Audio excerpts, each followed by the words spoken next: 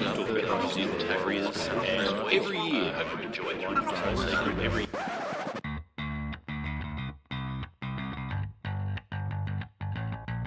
Now Fiddler puts on the step, goes right through, puts on the step again. Oh, goes Freddie. That was magnificent stuff. Well, they shall not weary them. Parcels gets away, Parcels still going. Mullins opens up again. Oh, look at him go. He beats O'Davis on the outside. Hello and welcome to a once-in-a-lifetime episode of The Voluntary Tackle, insofar as it might be the last one ever if the NRL goes under next week. I'm your host, Aimon Brown, and today on the show we'll be discussing just the one topic, how COVID-19 is currently affecting the NRL and its future. But first, joining me to discuss this potentially existential threat is none other than Greta Thunberg. We are in the beginning of a mass extinction, and all you can talk about is money and fairy tales of eternal economic growth. How dare you? Sorry, mate, wrong script there. I meant Xander Risotto, obviously. Welcome to the show, mate. I'm good mates with Greta. Are you really? We are. We're both very strong activists on a number of fronts. She's probably a little bit more well known than I am, though. I don't know about that, mate. I think you've gone pandemic. Your face has certainly gone to every continent. I've noticed you're very big in Greenland too. Yeah, well, there's not a lot of people there, so it's easy to be big, relatively speaking. Now, I know the only reason you've agreed to this a very emergency COVID-19 Emergency show, broadcast. exactly, is because you want some of my toilet paper. But I'm here to tell you, mate, that was just an idle promise. I need mine. I wrestled a 76-year-old grandmother for that. I hate to break it to you, but whilst we were doing our sound checks, my wife actually snuck in the back there with you whilst you were preparing everything and glued to your screen, and it's all gone, mate. Oh, mate. And what I've noticed as well is a big long skid mark down the curtains. But look, we'll dive straight into the show, Xander, because for the listeners, obviously this is not a textbook show for us. We thought we'd just, as Xander alluded to before, put together an emergency broadcast in light of the press conference that happened earlier today with Peter V'landys and Todd Greenberg relating to the future of the NRL. Now, here are the big takeaway points, Xander. The NRL will continue until at least round 2 at this stage, cautioning that any decision made today could change by the hour because obviously the health crisis is a fluid situation. Another big point was the Warriors, who have agreed to base themselves in Kingscliff for now, a huge sacrifice in itself, having to base yourself on the Gold Coast. Crowds will also be locked out indefinitely from Monday, and the NRL has appointed a pandemic expert to help coordinate policy moving forward. And a big well done to Bryce Cartwright for stepping up and taking on that responsibility.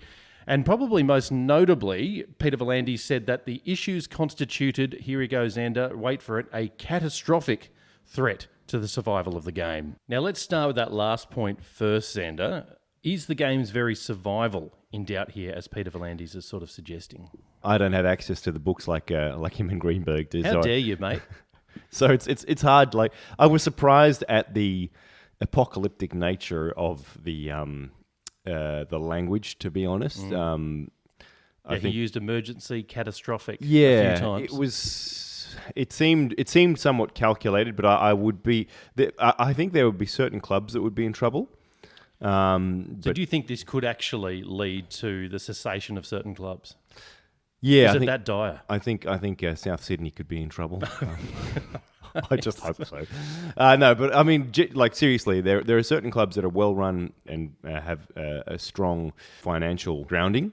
Some that would probably surprise you, like the Raiders and the Panthers have incredible property portfolios, from what I understand. For example, shares. Yeah, I can understand how a month, 2 months out of the game where they're not being paid any broadcast money could be quite damaging for those clubs because they just have not factored this into their plans at all.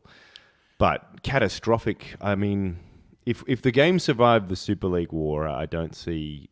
Yeah, it's a very different sort of thing because money was flowing in from everywhere, but it bled everyone dry. It's sort of a different thing, right? That's right. And there was a lot of acrimony where, of course, this is a global problem. It's not just the NRL's problem. One would imagine it's temporary. I use that term loosely. Could be a matter of months, which in itself could be enough to derail the entire season or even lead to its suspension, which has already been tossed around. I want to talk a little bit about Volandi's language choice. Now, you alluded before about the words catastrophic. It did appear as though he was signalling, not so subtly, to the federal government for some emergency funding. How do you feel about doing that so publicly? I know that generally you're a bit of a behind closed doors man when it comes to that kind of thing, aren't you? And that sounds horrible. I'm not saying that about anything to do with your private life either. The way it was framed and the questions that were being asked in response, I thought gave a lot of critics of the game ammunition. And I wasn't sure it would help the cause of the game if the goal was to get sort of like a relief funding package from the government, that maybe they're going to provide all sports under the current circumstances. Because, they were immediately opened up to the criticism of, well, if the sport gets this, what about your everyday, tradesperson or casual worker who doesn't have a salary job where they can be protected by the shortfalls in demand? And I think those are all fair criticisms. So, I mean, if you're going to seek that money, I thought that they opened themselves up in a way that maybe wasn't wise. But I note that you had a different view on that front, that maybe this is a reflection of things that have already been happening. Yeah, I'm sort of the belief, I agree with you. Generally, these things are sort of negotiated behind closed doors when it comes to organisations and government. And it just struck me, and I don't know this for sure, I've got no inside source, obviously, but my instincts tell me that maybe they've already hit a bit of a roadblock with the government in terms of trying to get that funding. And this is why he was so overt in that press conference this morning, because it was very unusual. He sort of went over that ground 3 or 4 times and threw down the threat that the game might not exist. Not just that it might take a huge financial hit, that it threatened the very existence of rugby league. And I thought, geez, I hope that's not true. And I don't think it is. But it felt that it was a bit of an over-exuberance to get that point across. Yeah, I mean, given that we haven't heard this language from Rugby Australia or Soccer Australia, those are two codes that are going to be much more badly hurt by this than... I shouldn't laugh, but it's like... the A-League, this could... that could end. The A-League are heading into TV rights negotiations. So is Rugby Australia. Their competitions have been rating badly to begin with. They're in real deep trouble, and they haven't used anything like the apocalyptic language that Volandis did. So I thought it was interesting within that broader context. Now, you made a good point before about the optics of this not looking good when we're crying poor, when, of course, we've got a lot of players paid a lot of money. I guess there is, though, a pretty logical economic argument here, isn't there, that the rugby league supports more than just the employment of the players who are on these top salaries. The economic multiplier effect. Exactly. There's all this abundance of support industries and support jobs that are embedded. Yeah. From a government point of view, it would make sense to actually see this as an investment, wouldn't it, in terms of allocating funding, not just for the NRL, but for sporting codes in general, because the long-term viability could be economically prosperous. Yeah, well, that's right, and that's how they framed it. Is it would form part of a broader stimulus package? I guess the question is that they're basically making the case that they need to be part of that broader stimulus package. And I think that's a case. And he used very not so subtle language, basically. Yeah, and maybe that's just a Peter Volandis thing. Like as a rugby league diehard, I wholeheartedly support the game being supported, but. I think that is a case that they have to justify because there are very real, implications for making that decision ahead of other segments of the economy. And, I think it's something they need to really dot their I's and cross their T's if they're going to justify it. And they need to have a good argument. If they get the money, that's also a publicity problem. They need to really explain in detail that economic multiplier effect and do their sums on it to show that they really do have an impact. To show the public as well. Yeah, because otherwise, it actually becomes a bit of a public relations problem for the game if they win the money. I guess that sort of segues nicely onto this next point, and that is that the NRL is probably better positioned than a lot of other sports in terms of enduring a health crisis like this. The upshot is that they've given each club $425K, apparently. That's happening straight up, which, looking at the magnitude of this, there's no crowds for, half the season. That's probably not going to last very long. No, and you do make a good point. I mean, like, in terms of the different football codes in the country, I mean, the AFL's probably got the biggest war chest, and the NRL did post a profit of $30-odd million something like that last year, right? Yeah, that's right. Yeah, they're in the black. Yeah, and I think the profits that they highlighted are actually higher than the AFL. But You made a really good point, Xander, right before we switched the microphones on, one I hadn't considered. Can you explain to the listeners your take on the difference in how this could hurt the AFL versus the NRL? Yeah, I mean, as I said, the AFL, obviously the sport with the greatest funding footprint, but they also have they have larger overheads than the NRL because they have to travel more domestically. So it takes a lot more to ferry their players around. But the clubs are generally entirely reliant on memberships and crowd takings, and that's why the AFL has such great crowd attendance culture. It's just part of the fabric of that game, and it's what keeps it viable You for take a lot the of crowds clubs. away. Yeah, so you'd have to imagine, like, I mean, you know, the criticism of the NRL is often the leagues clubs have a lot of pokie machines and all kinds of other things. I mean, so there are other clubs whose membership bases keep them afloat as well, so that'll have implications similarly. But the AFL is a more member-driven club model, and member-driven and attendance-driven. So if fans aren't able to turn up to games, what impact does that have on them? So I'd be interested to know. Yeah, I'd imagine it would have to be bigger on scale and even on proportion than it would be to the NRL. Let's take the scenario that the competition continues, and that's certainly my hope, but there are no crowds for the rest of the year. The NRL's probably in an okay position there, aren't we? Because we have such strong broadcast deals already, and it might even see, I'm imagining, a spike in viewership because people can't go to the games. You would have to imagine that we'll put it this way. If the NRL keeps going and rugby's cancelled and the AFL's delayed, We're the only game in town. then you would have to think it would be good for the TV. And everyone else has locked themselves in their houses. You'd think that the ratings would actually be pretty good. I love it. And even like Americans who have had a lot of their sporting events cancelled, they might go, well, what's this NRL thing? Maybe it's an opportunity, Xander. Maybe it is, but you know, as a lot of people have said, geez, the minute there's a player or ball boy or somebody who's tested positive for COVID-19, then all bets are off. It's funny you say that. So 10 minutes ago, I saw something on Twitter which suggested a touch judge for one of the upcoming games today had been taken away for testing.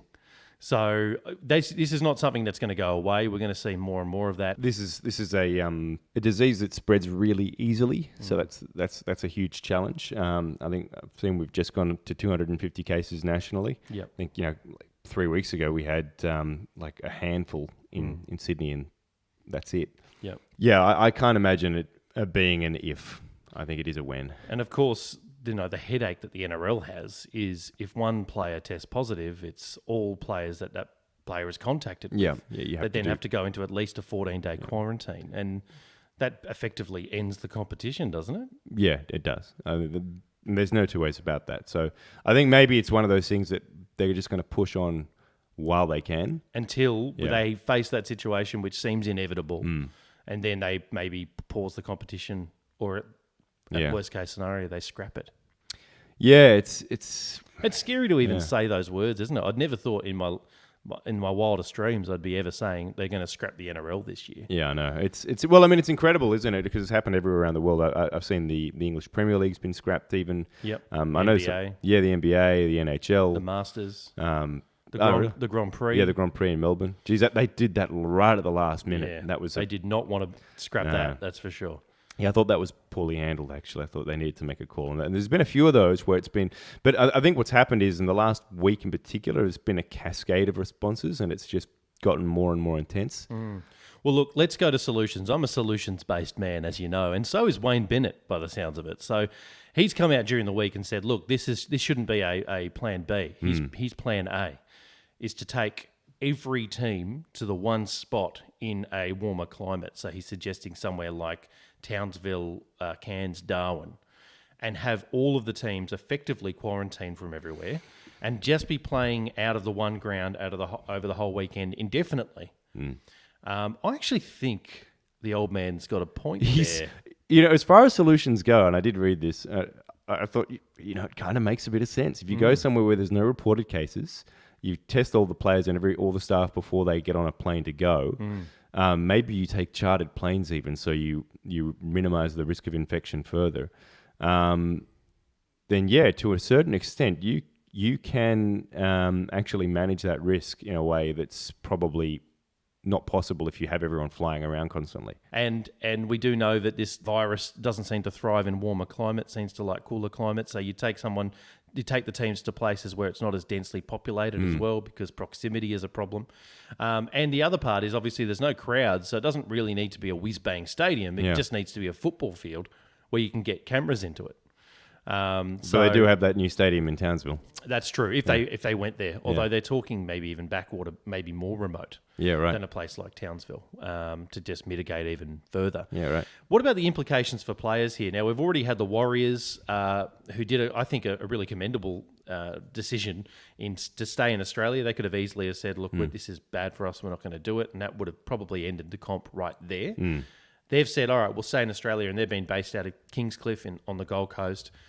I always think about the implications for their families. That's a decision that effectively takes them away from their entire life indefinitely. Yeah, well, that's the other thing, and I've seen a few posts about this. Basically, players with wives and young kids who basically have to schedule their life around football and have their own commitments and demands on their time that they won't be able to manage now that they've got players away. So, you have to balance that as well. Yeah, I noticed Peter Hickey's flying home because now Jacinda Ardern's new policy doesn't become active until I think it's midnight midnight today. We're recording on the Sunday. So he's got a pregnant partner and I think she's only days away. Yeah. So he's going to go home to beat that curfew. And then I think the idea might be he might rejoin the team in a matter of weeks' time. I'm not sure, depending on what happens with the competition.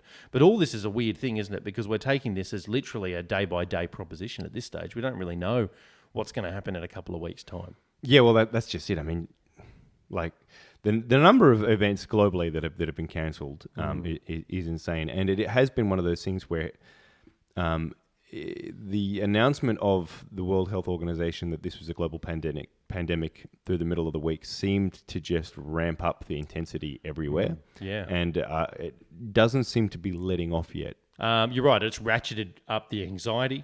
Not just in the sporting world, but in all industries, and sent reverberations for all of them.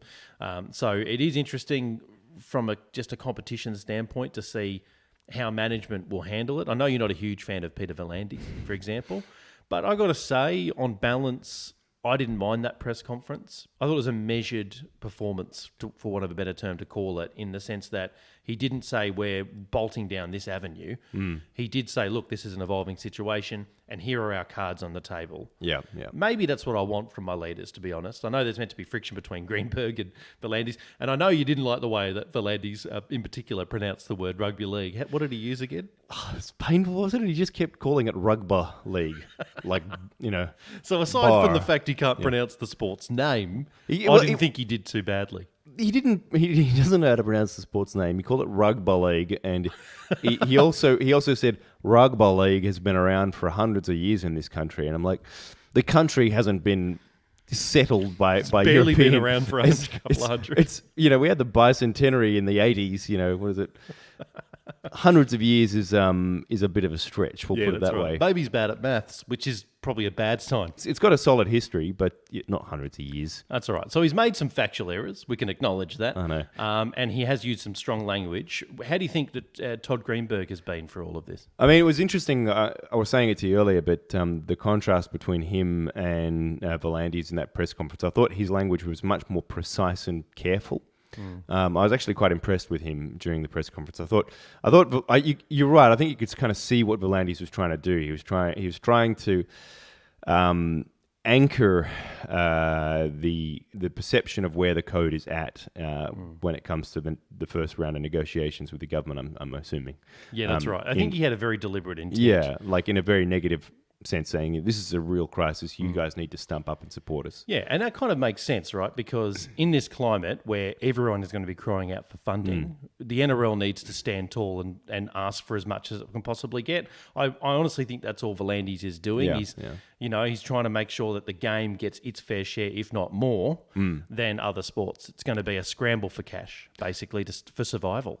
Yeah, no, I'm sure that's true. And I mean, if there is one code that does have a friendly political ally that probably is rugby league, right? So I did think about it. I remember thinking, wow, this could be one of the few occasions where I don't mind a Liberal Morrison government being in. Because I remember thinking, I'm not sure Shorten would be our friend in this situation. no, you wouldn't. He He'd be giving the AFL billions. Exactly. Yeah. So if there's anything to take out of the wreck, and say, thank you, Queensland, for getting Morrison in. Turns out you were right all along. And I know there's a few of you that listen, so thank you for that. In terms of, let's go back to that idea of quarantining the competition essentially in one location. Could we not put them all on an island? Could we all go to the Norfolk Island, for Send them example? to Fiji, yeah. I legit go to a place where there's been 0 cases, do the testing, and then almost like Jurassic Park 2, we go to an island and just stay there and eventually evolve into giant carnivorous creatures like John Hopper. Well, you'd be allowed to have a crowd there if you were able to do that, right? You just wouldn't be able to fly in any Australians. Yeah, no, well, that could work. And better for the atmosphere. Are you worried about what television games will look like with no crowds? Because, you know, without making any jokes... We saw an example of that last night when Souths played the Sharks, I thought. There wasn't many people there, was there? It kind of looked like, where you get those different colour seats. Yeah, but look, in their defence, there's a lot of bad publicity floating around about the virus, and also it was a very cold day. A lot of things factoring into that. I don't like to hear you making excuses for South Sydney having a bad crowd. They wouldn't make excuses for us, mate. Russell Crowe would happily cut my throat, but I'm a more affable man than Rusty, mate. But to the point that the atmosphere when you're watching is going to be drastically different, isn't it? It's not going to have that same reverence that a packed crowd has. I mean, look, we're not going to have a chance to talk about the games because this is a coronavirus special, but take the opening game for Townsville. Yeah. I mean, that was incredible. magnificent. Yeah. And it's just a tragedy in itself that we're probably not going to see that atmosphere at least for a couple of months, if not a year. Yeah, well, I'm hoping it's not that long. I mean, Let's take the best case scenario again, my cockeyed optimism at play. If, all of these measures come into place, could we potentially have this thing under control in a matter of months? Is it conceivable? I know we're asking you as a non-crises, a medical crises professional, but, is that something that might be a scenario? if they manage to contain and control it, then yeah, you can envisage a scenario where they manage to flatten the curve of this thing. Mm. But the question is for us, we're heading into winter, right? Yeah. So it's going to get worse for us, arguably, and the cases are jumping exponentially at this stage. So the government needs to act fairly quickly and have in a lot of detailed response options, like yesterday, frankly. So I suspect we could be in for a bit of a long season, but I'm hopeful that they, it's annoying being a winter sport during a crisis like this. Yeah, the NFL in the States are lucky; they just had their Super Bowl, right? Yeah, they just got to ride this out for a little while.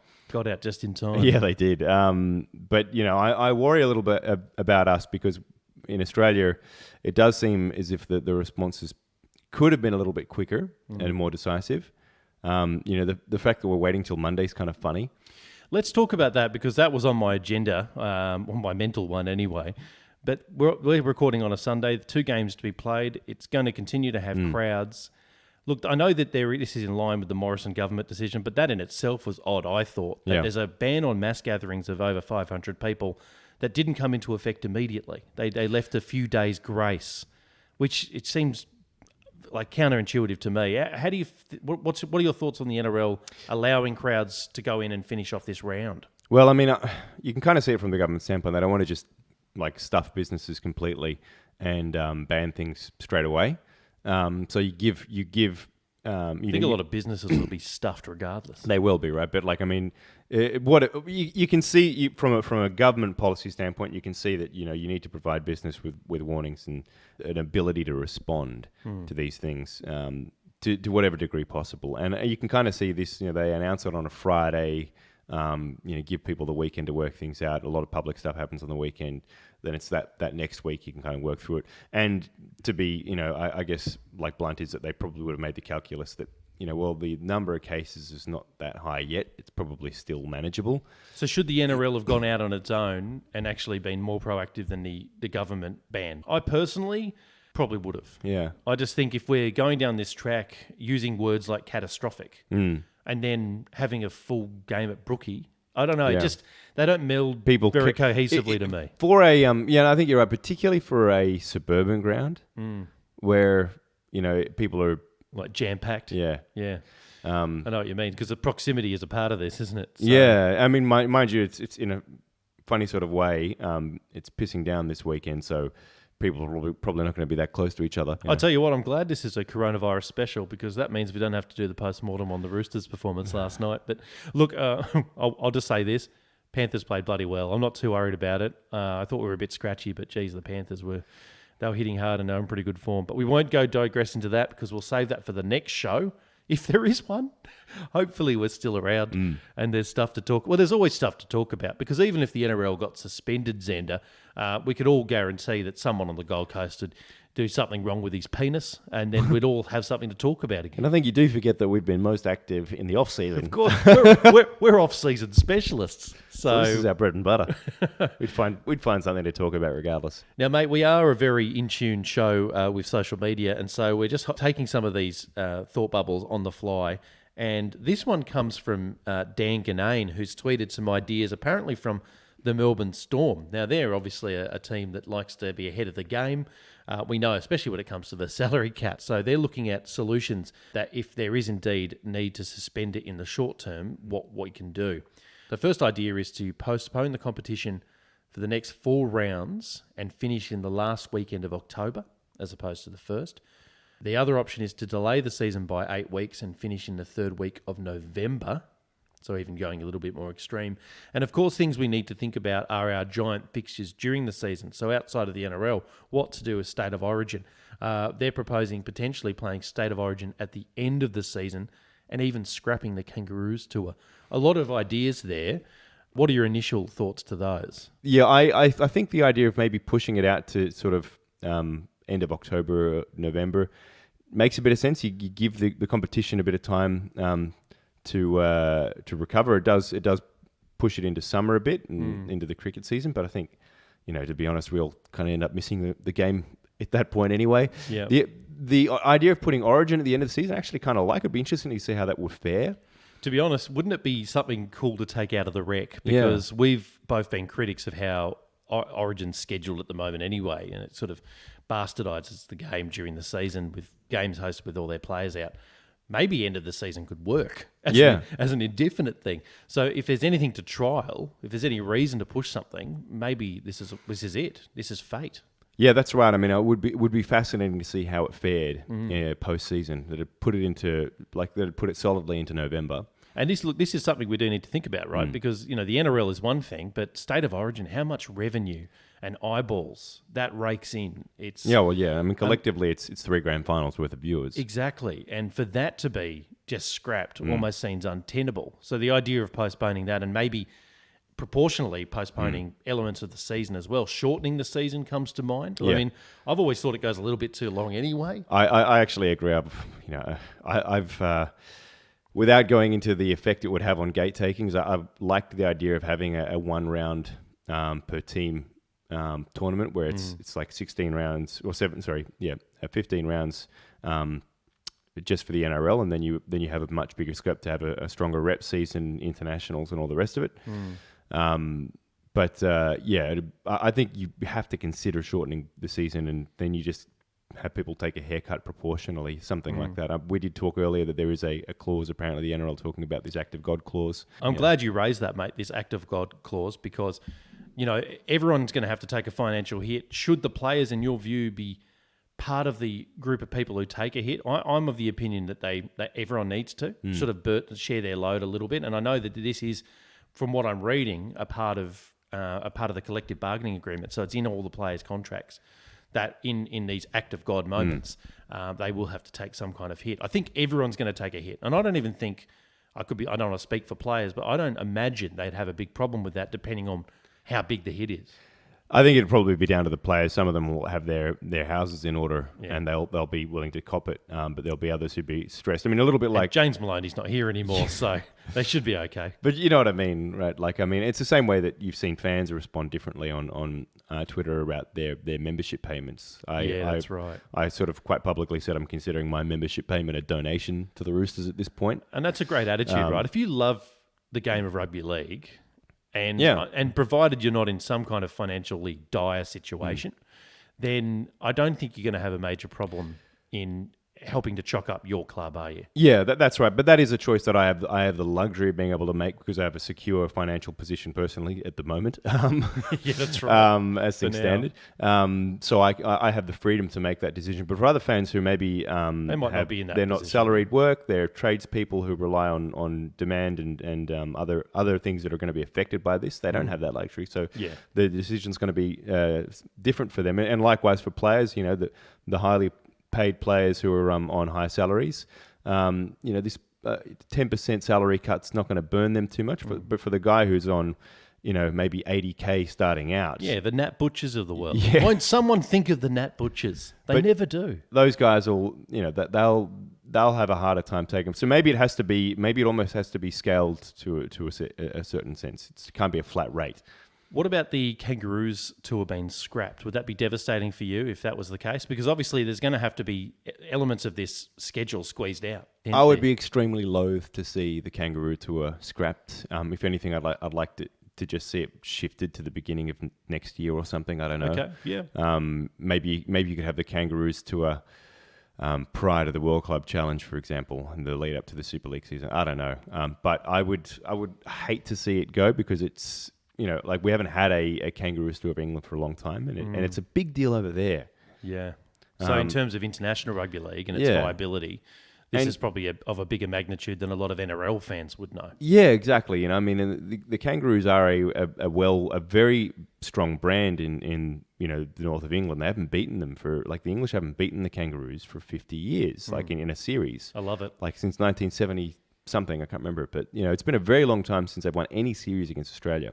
Now let's go to the prospect of the competition being suspended, mate. We did put this out in a Twitter poll, and we asked our listeners, do you think the competition this year will be suspended? Yes or no? 75% said it would be. Does that surprise you? No, I mean, having looked at what's happened in this last week, it would stagger me if it didn't end up having the decision taken out of its hands. Yeah. To be completely honest. Oh, this is all so depressing. That said, if there's a silver lining, if the competition has to be suspended for a month, then we have plenty of time to get Josh Morris up to speed with his combinations with his brother. We'll have plenty of time to get Crichton back from pneumonia, and Cordner will have time to recover. So we won't have to start our second round still somehow hobbled with a range of injuries, which is just, to me, unbelievable. And look, without even putting through the Roosters lens, like the likes of Kieran Foran may not be out for the season anymore. That's right. Jack Bird might not be out for the season. He's just out for half of it because the season's been shifted. So winners and losers, we've always said that. Losers, the economy in general. Winners, sorbent tissue.